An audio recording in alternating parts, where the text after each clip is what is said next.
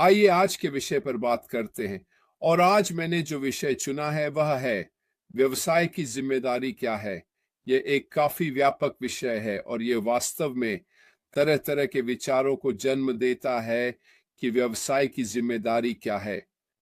लेकिन मैंने इसे इसलिए देखा और चुना क्योंकि मुझे सचमुच लगता है कि हमारा व्यवसाय, विशेष रूप से व्यापार जगत में, अन्य व्यवसायों की तुलना में बहुत अलग और महत्वपूर्ण जिम्मेदारी रखता है। क्योंकि बहुत सारे व्यवसायों के लिए सफलता की परिभाषा लाभदायक और समृद्ध होना है, जबकि व्यवसाय के मूल्य और उसकी कमाई को बढ़ाना एक सफल व्यवसाय चलाने का एक महत्वपूर्ण हिस्सा है।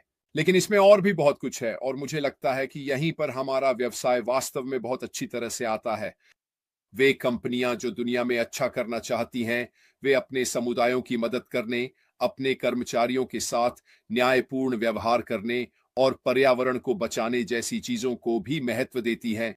और यही वास्तव में वह रास्ता है जिस पर मैं व्यापारिक जिम्मेदारी के मामले में जाना चाहता हूं, क्योंकि मुझे सच में लगता है कि हमारे सीईओ न केवल हम सभी के लिए बदलाव लाने के लिए दृढ़ संकल्पित हैं, बल्कि मुझे यह भी विश्वास है कि उनके कंधों पर यह जिम्मेदारी है कि वे मानवीय दृष्टिकोण से क्या हासिल करना चाहते हैं।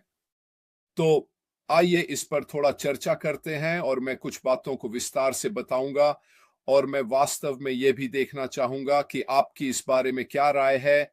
कृपया इसे टिप्पणियों में साझा करें। तो व्यापारिक जिम्मेदारी को आमतौर पर सामाजिक जिम्मेदारी या कॉरपोरेट सामाजिक जिम्मेदारी भी कहा जाता है। यह तब होता है जब व्यवसाय इस तरह से काम करते हैं कि समाज को लाभ मिले, न कि केवल अपने सहयोगियों को, और साथ ही साथ एक लाभकारी कंपनी बनने की कोशिश भी करते हैं। सामाजिक जिम्मेदारी का पालन करने का मतलब है कि आप एक कर्मचारी के रूप में दुनिया को बेहतर बनाने के लिए सक्रिय रूप से कुछ कर रहे हैं। उदाहरण के लिए, अपने मुनाफे का एक हिस्सा दान में देना या टिकाऊ व्यापारिक प्रथाएं अपनाना, ये सभी एक सामाजिक रूप से जिम्मेदार व्यवसाय का हिस्सा हैं। अब हम पहले से ही प्रत्यक्ष रूप से जानते हैं कि यह हमारे सीईओ के व्यापार संबंधी विचारों का एक मुख्य तत्व है।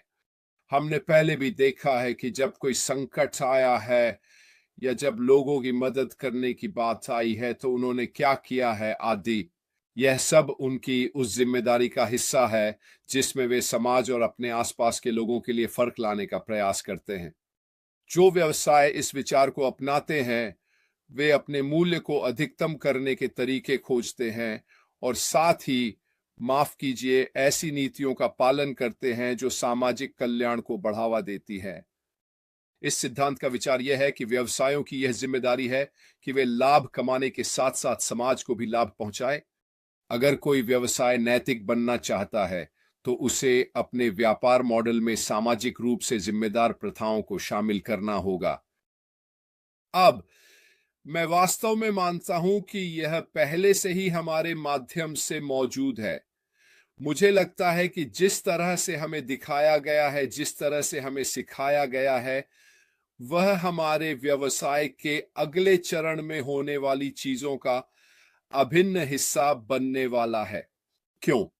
क्योंकि उन्होंने पिछले कुछ वर्षों में हमें यह सिखाया है कि पहले अपनी जरूरतें पूरी करो, सुनिश्चित करो कि तुम और तुम्हारा परिवार ठीक हो, और उसके बाद बाहर जाकर अच्छा काम करो।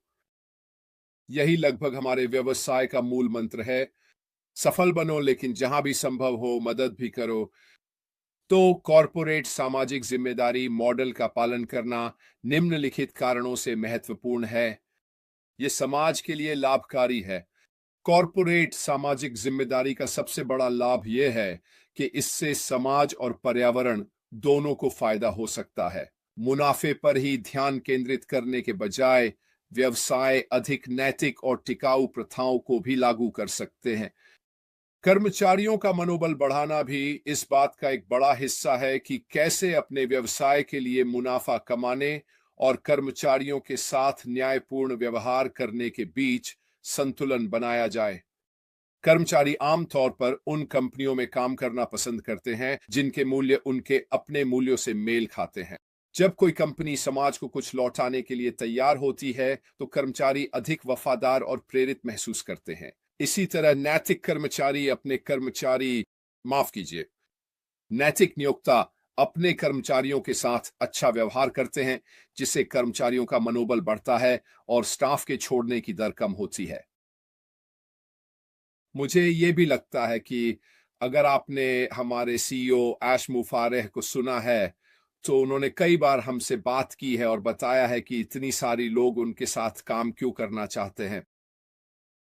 इनमें से बहुत से लोग ऑनलाइन व्यवसायों के उच्चतम स्तर से आए हैं, गूगल, माइक्रोसॉफ्ट, फेसबुक जैसी कंपनियों से।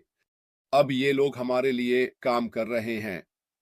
तो आपको यह सवाल पूछना चाहिए कि वे हमारे सीईओ के साथ काम क्यों करना चाहते हैं। वे इन बड़ी कंपनियों के लिए काम क्यों नहीं करते। और इसका बहुत कुछ संबंध इस बात से है कि हमारी कंपनी उनके अपने मूल्यों के साथ कितनी मेल खाती है और हम इस व्यवसाय में क्या हासिल करने की कोशिश कर रहे हैं। और अगर आपके और आपके नियोक्ता के बीच यह मेल है कि दोनों के पास व्यवसाय में समान नैतिक ज्ञान और जिम्मेदारी है, तो यह बहुत से लोगों के लिए आकर्षण का कारण बनता है, क्योंकि इन लोगों के लिए यह सिर्फ पैसे की बात नहीं है। उनके पास पैसे की कोई कमी नहीं है, उनके पास देने के लिए इससे कहीं ज्यादा है, और यही वजह है कि वे हमारे सीईओ के साथ काम करना चाहते हैं, क्योंकि वे भविष्य में चीजों को जिस तरह से हासिल करना चाहते हैं वह उन्हें प्रेरित करता है। साथ ही इसमें मुनाफा बढ़ाने की संभावना भी शामिल है। चाहे आप माने या न माने, अगर उपभोक्ताओं के पास दो समान कंपनियों में से चुनने का विकल्प हो, लेकिन उनमें से एक अधिक नैतिक हो, तो वे संभवतः नैतिक कंपनी का समर्थन करना पसंद करेंगे। अगर आप अपनी मूल्यों और प्रयासों को सबके सामने लाते हैं, तो आप अपने उदाहरण के कारण अधिक ग्राहकों को आकर्षित कर सकते हैं और अपने मुनाफे को बढ़ा सकते हैं, क्योंकि आप इस व्यापारिक समाज में जो हासिल करने की कोशिश कर रहे हैं वह लोगों को दिखता है। अगर आप इस बारे में सोचें तो ये पूरी तरह से समझ में आता है। हम में से कई लोग अब ये चुनते हैं कि थोड़ा ज्यादा पैसे दें अगर हमें पूरी तरह से पता हो कि इससे, मान लीजिए, कहीं के स्वतंत्र किसानों को मदद मिलेगी। उदाहरण के लिए, स्थानीय उत्पाद खरीदना महंगा पड़ता है, लेकिन यह स्थानीय समुदाय और आपके स्थानीय किसानों की मदद करता है, क्योंकि आप अपने ही क्षेत्र में निवेश कर रहे हैं।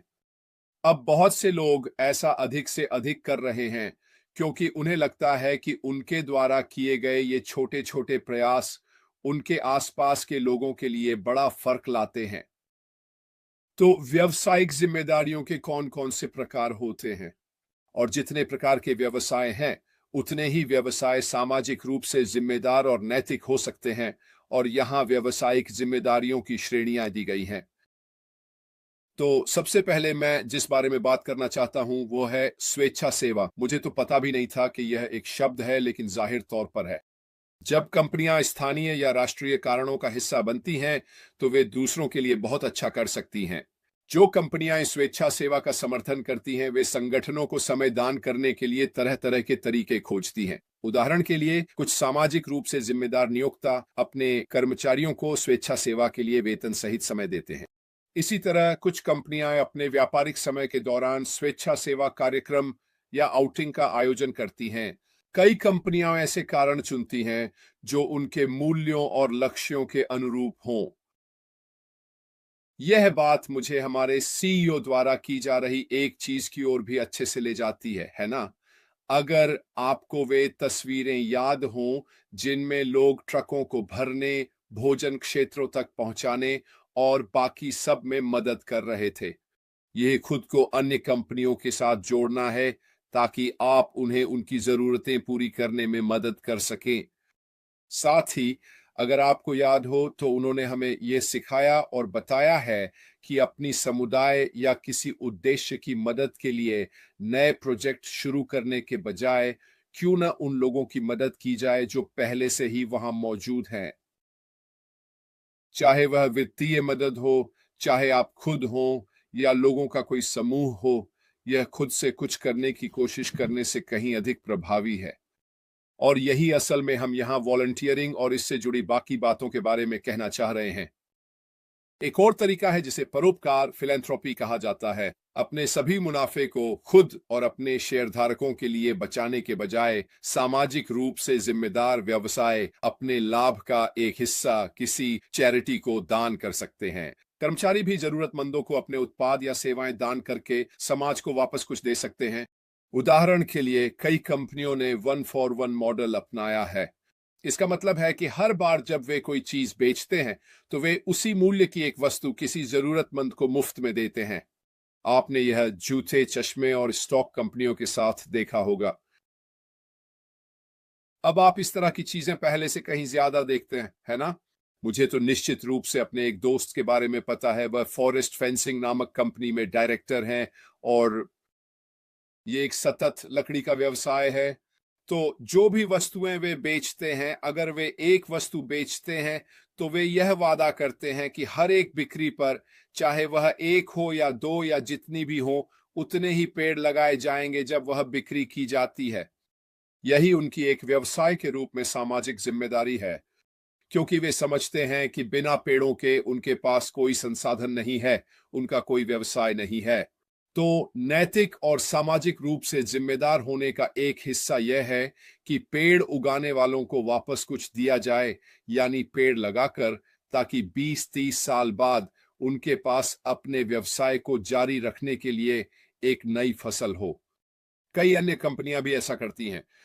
आप देखते हैं कि अगर आप जूते खरीदते हैं तो वे दान करेंगे, उदाहरण के लिए सुरक्षित पानी के लिए।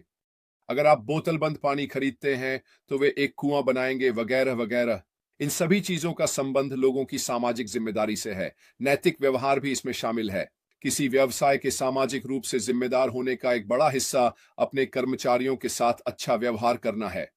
इसका मतलब है सुरक्षित कार्य वातावरण प्रदान करना, उचित वेतन देना और सार्थक करियर के अवसर उपलब्ध कराना। चूंकि श्रम कानून दुनिया भर में अलग अलग होते हैं, इसलिए अंतर्राष्ट्रीय स्थानों वाली कंपनियों को नैतिक व्यावसायिक प्रथाओं को लागू करने के प्रति विशेष रूप से सतर्क रहना चाहिए, भले ही कानून उन्हें ऐसा करने के लिए बाध्य न करता हो। यह दिलचस्प है ना? यह कंपनी पर सही काम करने का जोर देता है, बजाय इसके कि कंपनी को केवल कानून के कारण सही काम करना पड़े। इसके अलावा एक और पहलू है पर्यावरणवाद। निर्माण जैसी चीजें पर्यावरण को काफी नुकसान पहुंचा सकती हैं। सामाजिक रूप से जिम्मेदार व्यवसाय इस बात को लेकर अधिक सतर्क रहते हैं और अपने कार्बन फुटप्रिंट को पूरी तरह से कम करने या समाप्त करने के तरीके अपनाते हैं। कुछ कंपनियां तो पर्यावरण से केवल संसाधन लेने के बजाय उसे कुछ लौटाने की पहल भी करती हैं। उदाहरण के लिए, अगर कोई कंपनी बहुत अधिक लकड़ी और कागज उत्पादों का उपयोग करती है तो वह अधिक पेड़ लगाने और उस उपयोग की भरपाई करने के लिए एक कार्यक्रम शुरू कर सकती है। ये दिलचस्प है ना, कि हम पर्दे के पीछे लंबे समय से अपनी सामाजिक जिम्मेदारी के बारे में बात कर रहे हैं, लेकिन यह भी दिलचस्प है कि अब यह व्यवसाय का एक बड़ा हिस्सा बन गया है। आपकी सामाजिक जिम्मेदारी क्या है? मुझे निश्चित रूप से विश्वास है कि अगर हमारे अपने विचारों का मेल इस बात से है कि हमें सामाजिक रूप से जिम्मेदार बनने के लिए क्या करना चाहिए, और अगर हमारा व्यवसाय भी सामाजिक रूप से जिम्मेदार है, तो यह बहुत से ग्राहकों के लिए एक बड़ा आकर्षण होगा, क्योंकि वे भी उस सामाजिक और नैतिक जिम्मेदारी के साथ खुद को जोड़ना चाहते हैं। खैर दोस्तों, मुझे उम्मीद है कि आपको आज का सत्र पसंद आया होगा।